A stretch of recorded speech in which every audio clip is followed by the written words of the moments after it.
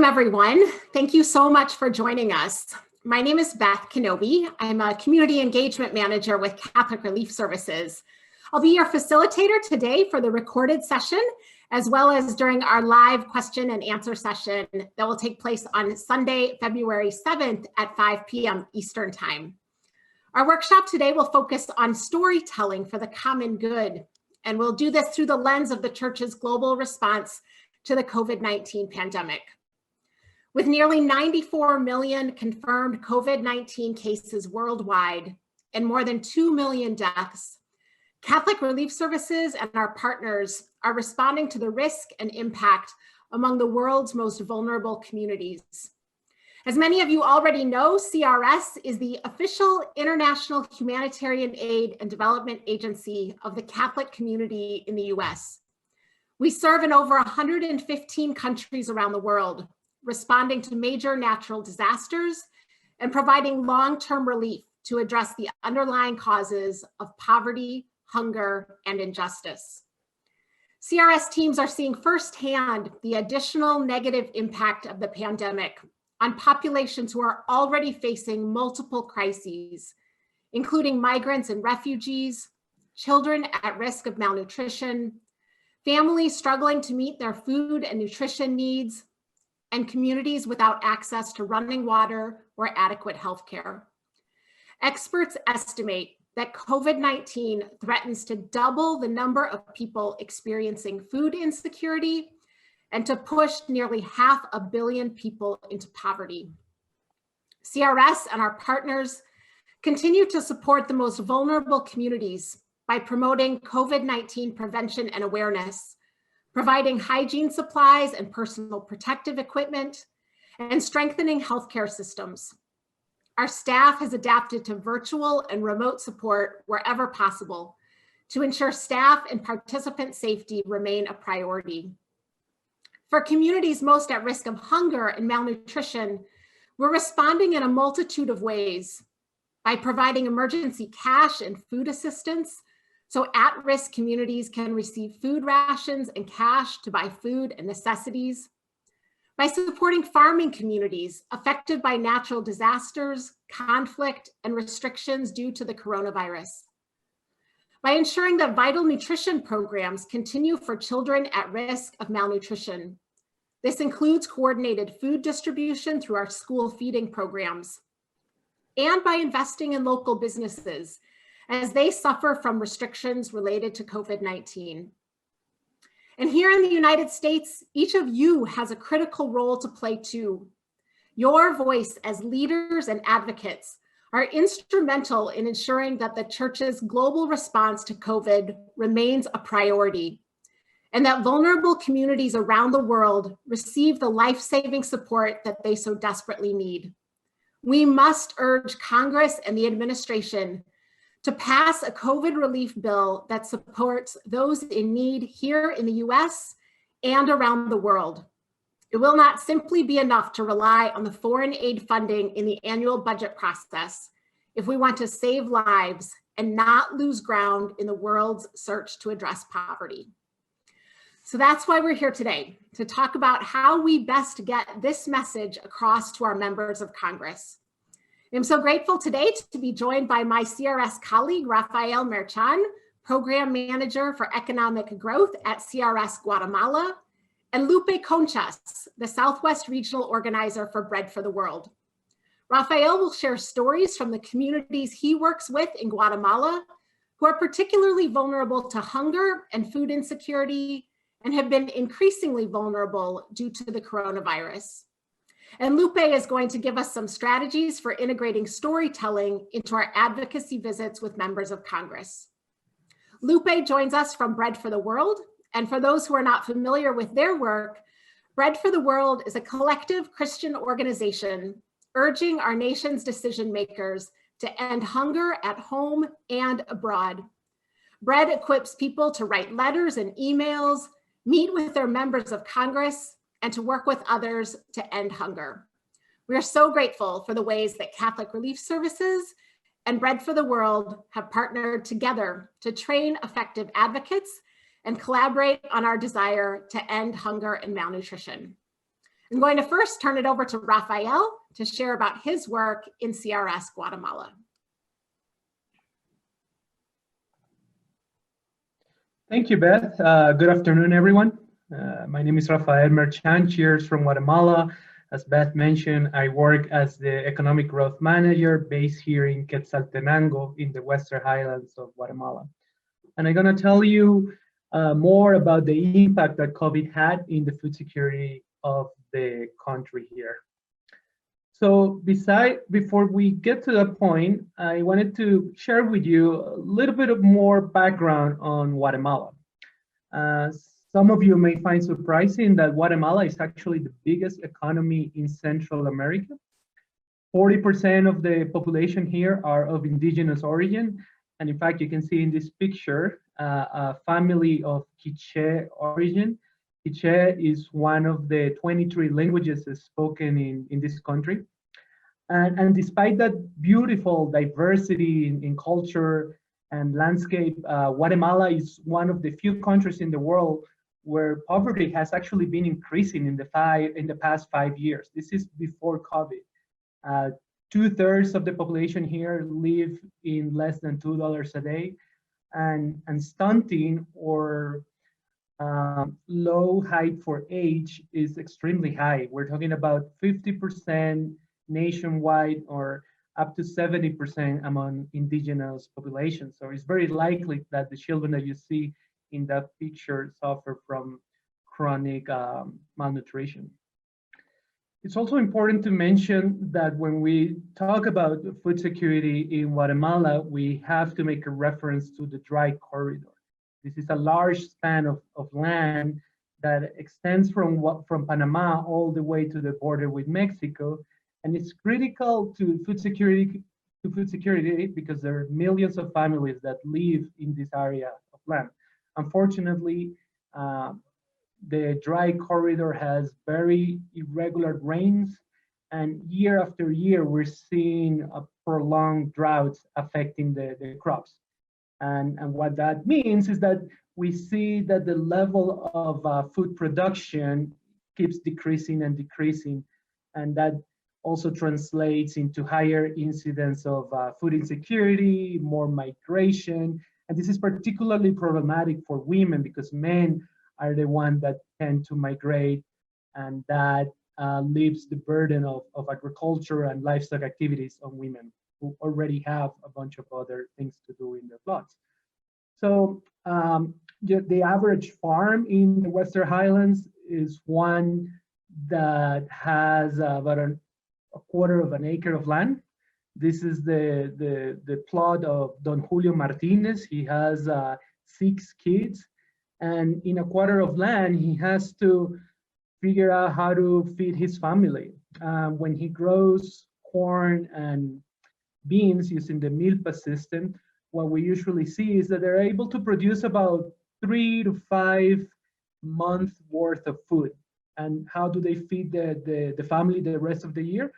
Well, they usually have to go to the cities or to other nearby farms to offer their labor as a source of income. They also have chickens and other animals to complement their diet. But in general, families that live here in the dry corridor suffer from chronic poverty and malnutrition. So this is all before COVID hit the country. Then in March, mid-March, we started to see a few cases of COVID-19, and the country responded quite rapidly, and they did so by mandating a nationwide lockdown. And that meant that there were essentially mobility restrictions out of any city. You couldn't leave the city. There was a suspension of non-essential work. We in CRS were lucky enough because we were able to transition into a virtual setting, but there were a lot of other companies that had to suspend their businesses. And then there was a banning of all public transportation. So essentially you couldn't leave the cities, and you couldn't even leave your house from 4 a.m. to 4 p.m. So all of this, of course, had a very direct impact on the food security situation of the country. What we essentially start seeing very rapidly is that the prices for essential items like maize and beans went up rapidly. We also saw that those individuals like Julio Martinez that have to go to other farms to find employment, those employment opportunities disappear, and they couldn't find work in cities and in other farms. In addition to that, because Guatemala wasn't, of course, the only country suffering through COVID, we also saw that remittances, funds that families of Guatemalans that live abroad send back to the country, we also saw that the families here stopped receiving remittances because families elsewhere in the US and Mexico were struggling, were facing similar circumstances. So in essence, you were already facing a pretty dire food security situation, and then COVID came and you stopped having sources of income. The prices of the food you purchase went up, and then the money you receive from abroad also stopped. So as you can see, it's just a perfect storm of very, very difficult circumstances for families here in Guatemala, particularly in the dry corridor. So how did they cope with this? Well, we saw that families reduced their diet. They started to skip breakfast or lunch. They also reduced the quantity of the food they were eating. A lot of them started taking loans. So they went to the local shops and got loans with very high interest rates. And worst of all, we also started seeing families selling their assets. So that meant that they sold their chickens, their goats, their motorcycles, some of the machinery they had, they were using in the farm. So what was CRS's response? Well, to tell you more about that, I'm gonna share with you the case of Victoria Torres, which was one of the beneficiaries of our project here. She's also from Totonicapan, part of this central highlands and dry corridor area where we work. She has 7 kids, and her husband, Florentin Acabal, he also works as a laborer. So they have enough, they have a piece of land that is just enough to produce about 10 quintales of maize, and that's sufficient for about 2.5 months. And to complement their diet, Mr. Florentin has to go to nearby farms to help with the harvesting and other activities that are needed. When he does that, he gets paid about $4 a day. Unfortunately, when COVID hit, the opportunities that Florentin had, they essentially disappeared. Nobody was hiring him, and it was also, as I mentioned before, very difficult for him to get out of the community. So what CRS did, and Beth made a reference to this at the beginning, is we quickly realized that the markets themselves were relatively intact. That meant that the shops had enough food and that those networks were still functioning. So we realized that making a rapid cash transfer to these families make the most sense. So we transferred about the equivalent of $110. So families like Doña Victoria could quickly purchase the food she needed. And this is a quote, when I talked to her, this is a quote that really resonated with me about the impact the project had. She said that during the pandemic, we reached a point of despair without work and without nothing to feed our children.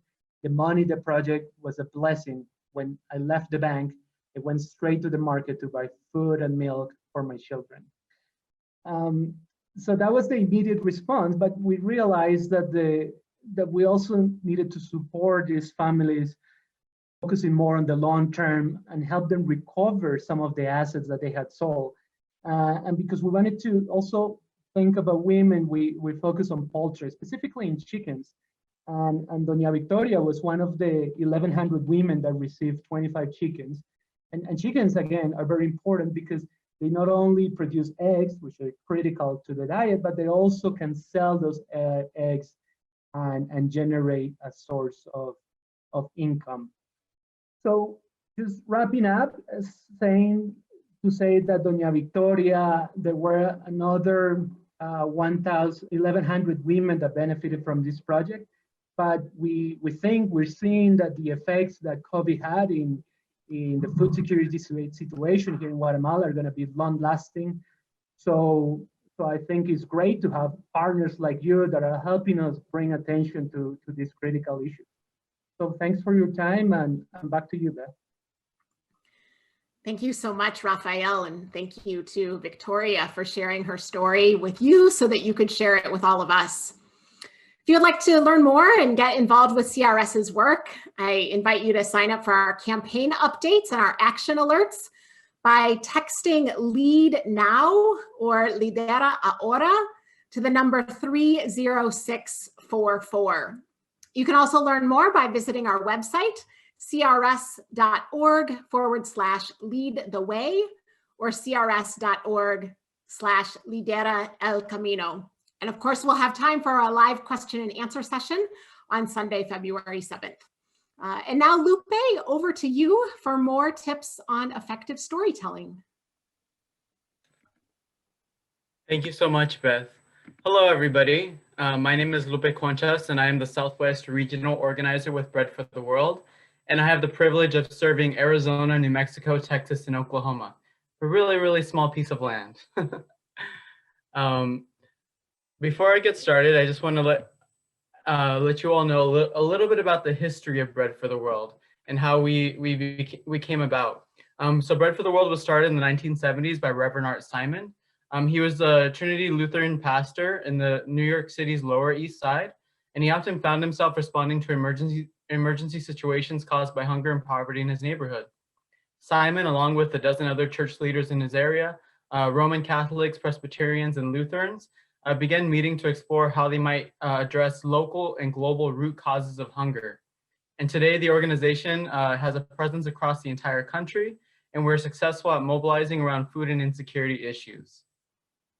And reviewing our goals for 2021 is in partnership with CRS, making sure that we are supporting COVID-19 legislation that will help the most vulnerable communities, strengthening child nutrition programs in the United States, and supporting legislation that strengthens U.S. leadership and increases funding for global nutrition. Our cycle of advocacy really includes our Offering of Letters campaign, which starts in January, February, and March with our rollout. April, May, and June, we have our advocacy summit and our lobby day. Then we follow that up with in-district meetings in August and during the summer, and then reflect and celebrate our victories in the fourth quarter of 2021.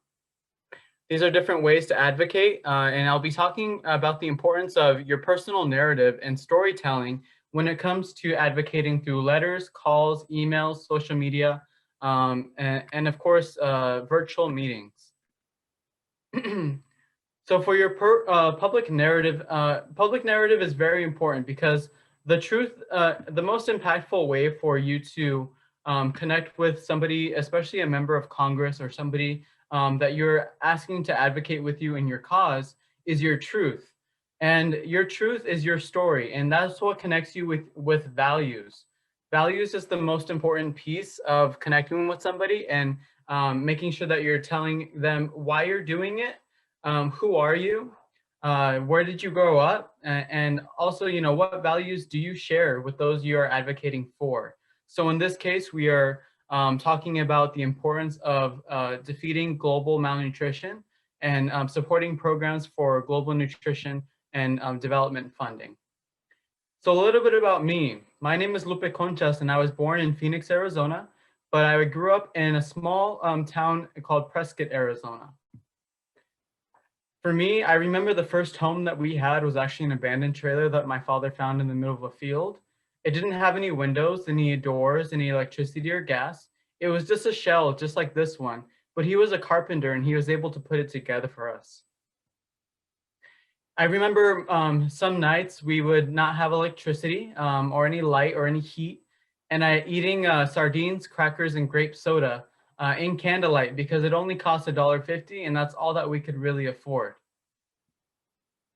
It wasn't until I enrolled in school and in the free and reduced lunch program that I was able to have breakfast and lunch Monday through Friday. And this program really helped my family because my father was able to start his own business and my mom became a deli clerk at the local grocery store. Everything was going well, and we actually made it into the middle class, the working class, up until I was about 16 years old. And that's when the 2006-2007 recession started happening. And there was a really big economic crash, especially in the housing and construction industry in Arizona, and which forced my father to lose his job. And he had to go seek work in another state. So my dad went to go seek work in another state, and he would come back and forth for birthdays, for Christmas, for holidays, to visit us. And on his way back, he was traveling during a blizzard, and he was actually stopped by Highway Patrol. Highway Patrol then sent him over to Immigration and Customs Enforcement, and he was eventually deported out of the country.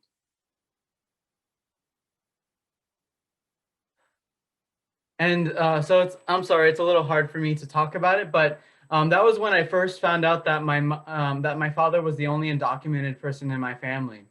And I remember the devastation on my mother's face when she got the call.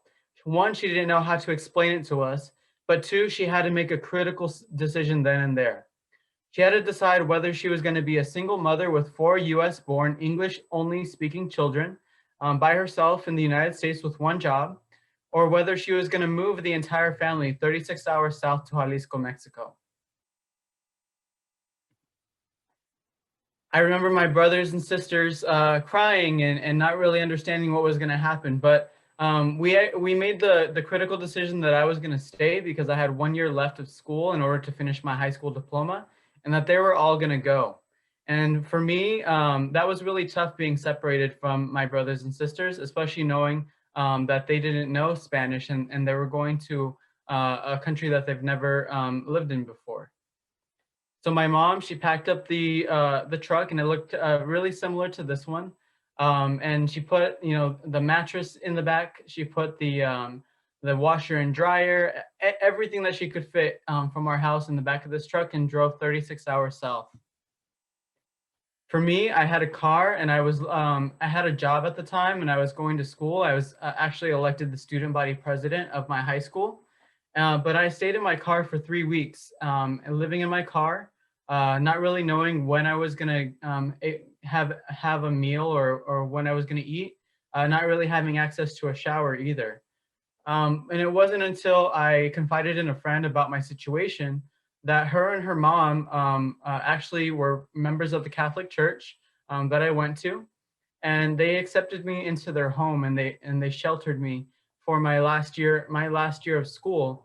And that's why I'm able to be sitting here in front of you as a first-generation high school graduate.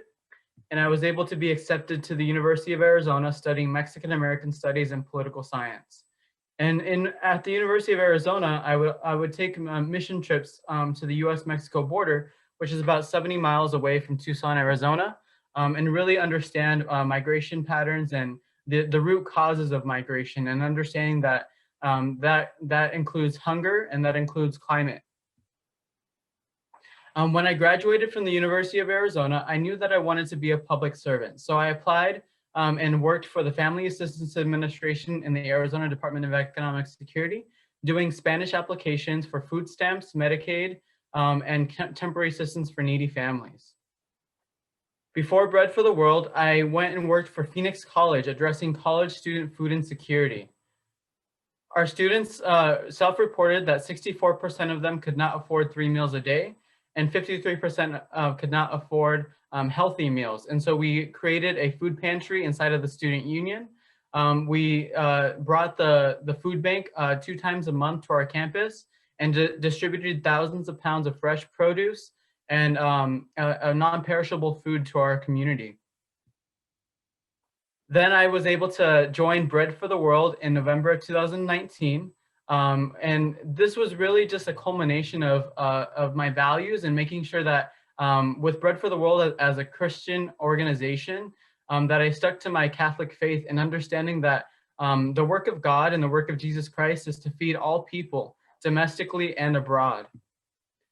And this really struck home with me, and this is what I really set my values on, is the United Nations Sustainable Development Goal of number 2 of zero hunger, which is end hunger, achieve food security, and improve nutrition and promote sustainable agriculture. So as you can hear in my story, I've went through challenge, choice, and outcome. I told you about my challenges. I told you about my choice to stay here in the United States by myself in order to finish my education. And the outcome is that now I'm the Southwest Regional Organizer for Bread for the World, advocating for global nutrition issues and partnering with our great partners here at CRS to make sure that we teach our advocates the importance of our storytelling. And so some questions for you to really think on about your story when it comes to challenge, choice, and outcome. I'd like you to think about, why do you care about hunger?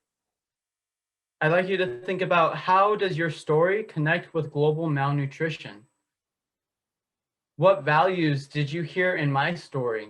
Family separation, resiliency, perseverance, community, faith, education. And then also, when it comes to telling your story, my story was a little bit longer because I'm really introducing you to who I am and challenge, choice, and outcome in the form of it. But when you're speaking to a member of Congress, you probably only have about 3 minutes.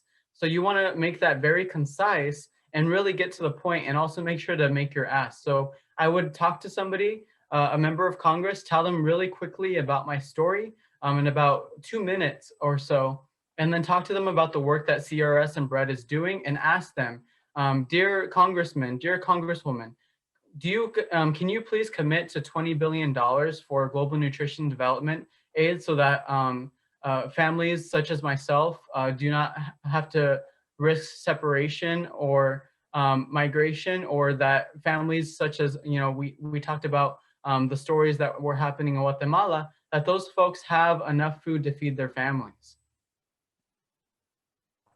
And so this is something that I would probably write in a note or a card to a member of Congress, or maybe even put on social media and tag them.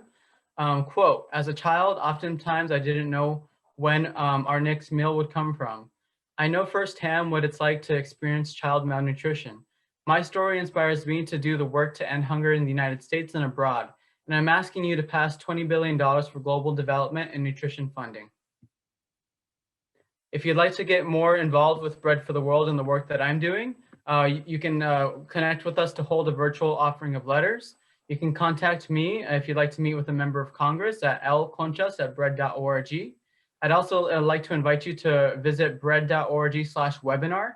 We have organizers all across the country. I'm the Southwest Regional Organizer, but we have an organizer for your region, and they will be hosting a regional webinar gathering, a virtual gathering in March, and mine will be on March 12th at 12 p.m. Eastern, noontime in Mountain. So I want to thank all of our partners at CRS, everyone here on this webinar, for allowing me the space to share my story, but also to share with you the importance of storytelling. And please remember, challenge, choice, and outcome. And with that, I'm going to send it back over. Thank you so much, Lupe, for that very personal and passionate sharing. And I echo your gratitude. It really is inspiring to know that organizations like Catholic Relief Services and Bread for the World, who share so many similar values and certainly this shared passion to end world hunger, to be able to partner together and to be able to share this presentation together. So thanks to everyone for joining us today. Thanks to Raphael and to Lupe for your inspiring words. And we look forward to seeing all of you for our live question and answer session on Sunday, February 7th at 5 p.m. Eastern Time. We look forward to seeing you then. Take care, everyone.